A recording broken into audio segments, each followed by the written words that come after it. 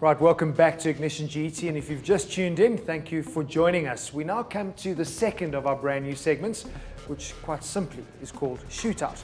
Each week what we're going to do is examine one vehicle segment of the SA market and put some of the top competitors in that segment head to head. I'm always going to be joined by 3 panel members, and each of us gets to champion a vehicle, and we have to evaluate them according to a list of criteria to find out quite simply who trumps the opposition. So without further ado, let's meet our guests. This week we're joined by the boss, Lindsay Smythe. Hello. Lerato Matabesi. Brenwin Naidu. I feel like I'm back at school. It's like a proper car debate. Are you excited? Yay! It's going to be fun. Are you going to do the manly version? Because I wasn't expecting that from Brenwin. Yes! Yes! Let's do this. What is important, guys, you just need to realize, obviously, because we're doing diesel SUVs, the criteria is quite simple. We've picked 4 items. Obviously, torque is critical.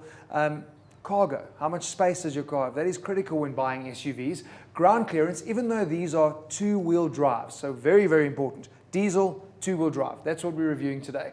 Ground clearance does give you ride height, which people do like as well. And even though I think it's a waste of time, we've got fuel consumption in there because we can only work with manufacturers' claimed figures. So that could be a healthy debate. The way it starts is this. This is a sales pitch. You imagine you're on the showroom floor. Each of you are representing a car. Lindsay's got the Renault Kadjar. Lerato's with the Hyundai Tucson. You've got the CX-5, and I'm with my Nissan X-Trail. Fantastic. You've got 30 seconds to sell your car to me. And we do this properly. Lerato, I'm going to start with you because you have the newest diesel on the market with the Tucson, the 1.7. I'm starting a countdown. Seriously, I'm going to let you know. 30 seconds. Are you ready? You can't read with notes. Let's do it. This sounds like a presidential election. Here we go. 30 seconds starts now. Off you go. Okay. I think one of the best things about the Hyundai is obviously the service plan. It's got the best service plan in the segment. The warranty is equal to some of the cars here, but I think both of those two, I think probably, we'll give it the edge. I think over 10 seconds. the rest of the car. It's got a very torquey engine, although it's probably got the least in terms of power. But I think. And your torquey's up. Time's up. So that's your sales pitch. Thank you, Lerato. Did a good job, maybe. Not. Maybe Lindsay, not. What do you think? Did he sell that Tucson? You're going to buy one? No, didn't sell it to me. Eh? It's not your time. Okay. 30 seconds Let's to see tell how us hard it is. why the Renault Kadjar is the best car. Off you go. Okay, so the thing that sells the Renault Kadjar the best is its spec. It's the only one of the 4 vehicles we have that has navigation as standard. It's got keyless entry and start-stop. It's got PDC, which none of the other cars do. It's also the cheapest of the 4 cars that we've got here. Yes, it might be slightly underpowered, but I think in terms of value for money, it's the car that's going to deliver the best. It's also one of the best looking, definitely better than yours, Maurice. No competition there. I'm nearly done yet. I'm done. You're done. Listen, well done. That was fantastic. I know he's got to turn this thing off. That was fantastic. Someone's done their research. Yeah. And having a go at me so early on. That X-Trail's beautiful. Are you ready, Brendan? I am. It's good that we're saving the best for last. Oh, me, you mean? Because I've still got to go. Is that what you meant? Okay, I shot myself Brendan, in the foot there. 30 seconds starts right now. Tell us why Mazda CX-5 is the one to go for. Off you go. Okay, it is the sexiest and most soulful product in this world of appliances. It's the best built, in my opinion. It's got a plush interior, feels almost premium, like a German car. And this engine is amazing. It's the most powerful one here. Lots of torque, best in class, something with the other, ground clearance. Yeah, best in class ground clearance. 5 seconds. And it's a Mazda. It'll be reliable forever. Well done. Wrapped up with 2 seconds to go. Very, very nice. Nicely done. Well done, Brendan. So it's my turn now. Yes. Who times you? I'll time it. I'm legitimate. Okay.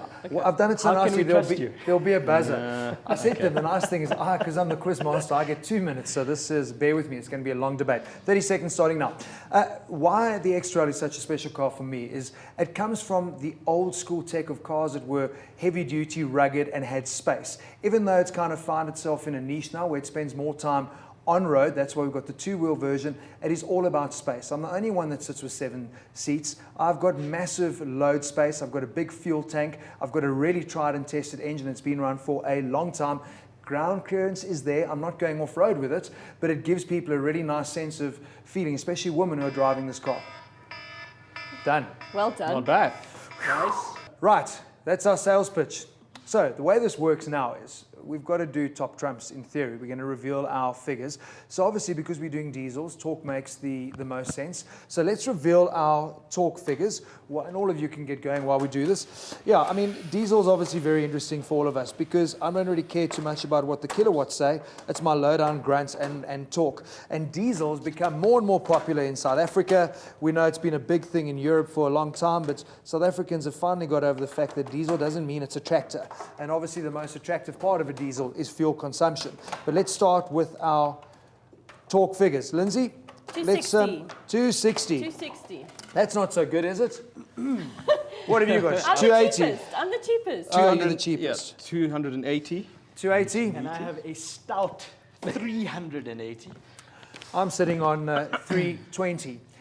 Let's have a debate around this because I must admit I was quite surprised looking at Lindsay. You obviously have the 1.5 because it's two-wheel drive only. Exactly. You can get the better 1.6 engine, which is that amazing engine that I've got, which then boosts the torque figures quite. I don't know what your feeling is. But it only comes in four-wheel drive. Only comes in four-wheel drive. Yeah. My concern is, I don't know what you guys think, anything that is 1.5 and below in diesel just isn't powerful enough because these cars are big. It's a big body to move around. I don't know what your gut feel is. No, I absolutely agree with you. I mean, that's, there's no replacement for displacement, and that's why the Mazda shines with its strong 2.2 liter diesel engine with 380 newts. Perfect if you want to tow. Yeah, Yeah. it is good. Yeah. The big thing though with your 2.2 Sky Active, this, that and everything else is that you've got the highest CO2, your fuel consumption isn't that great, when those sort of things come to it. But it seems to me like a 1.6 is the way to go. Quite surprised by a 1.7 being that low. Exactly. Huh? Yeah, look, I mean, let's not forget, this is not an all-new engine. Yeah. It's been used before in the iX35, so we can't expect a lot from it. But 280 isn't bad, man. I mean, it's not class-leading, but it's not bad either.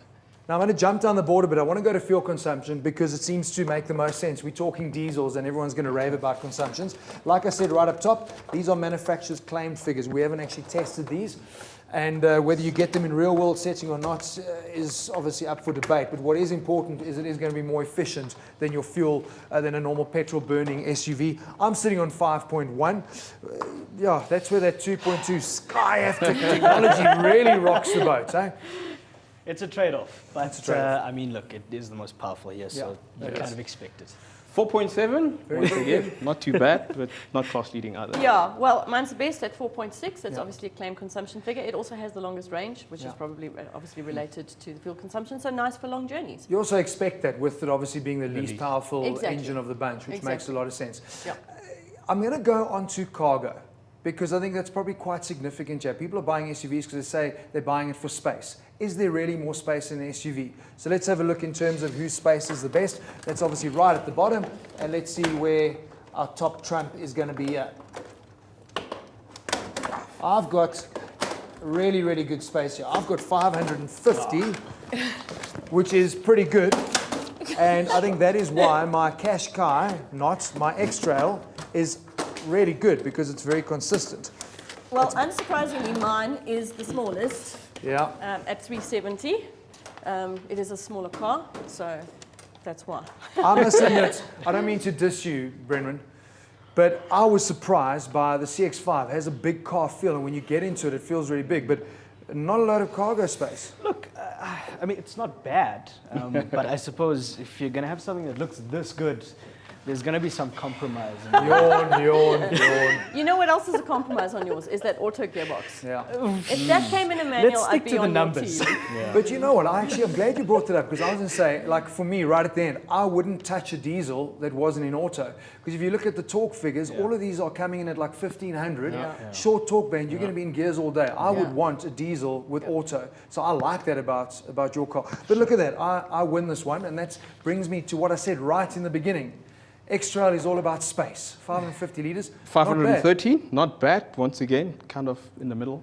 Let's get on to the one that for me doesn't really make much sense. We're not going window bashing, is ground clearance. But let's have a look at who wins over there. Lindsay, what are your figures? I am at 200 millimeters. It's actually not bad. Yeah? Yeah.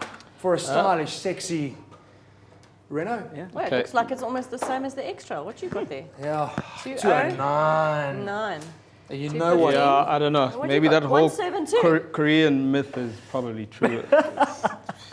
But you obviously class leading again. As I said in 215. the beginning, yeah, class leading. Class leading. Yeah, So on paper, the Mazda actually wins it because it's won 2 categories. absolutely, absolutely. But you know, your car, Larato, just to wrap up, sums up where the SUV has gone.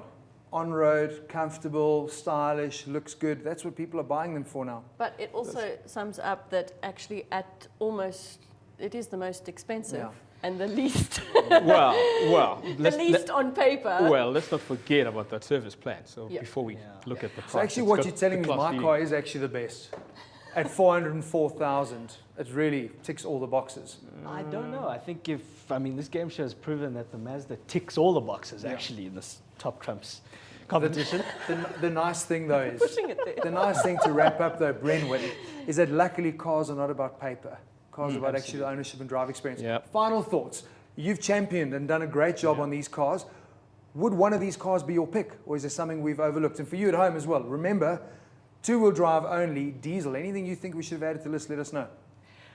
I'd pick this if I couldn't get my hands on a Volkswagen Tiguan. Okay. I'm with Brenwyn. I'd also go Tiguan. Yeah. Okay, that's three ways.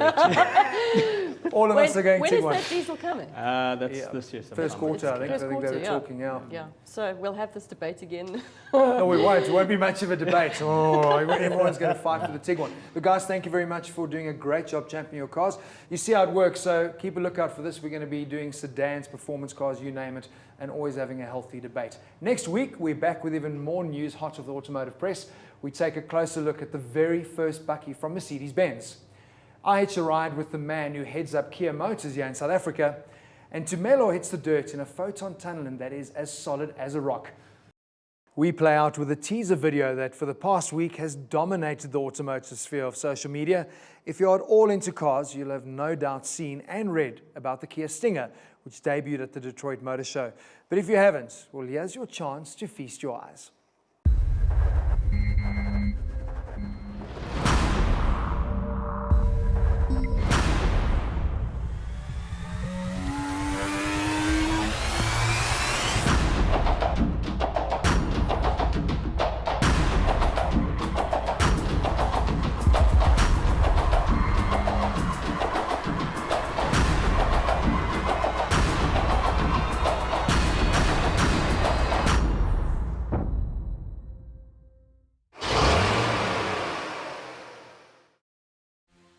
Next week, we'll be taking a closer look at the sexy Korean, as well as other hot models that took a bow in Detroit. So be sure to tune into Ignition GT next week. Until then, please buckle up, take it easy on our roads.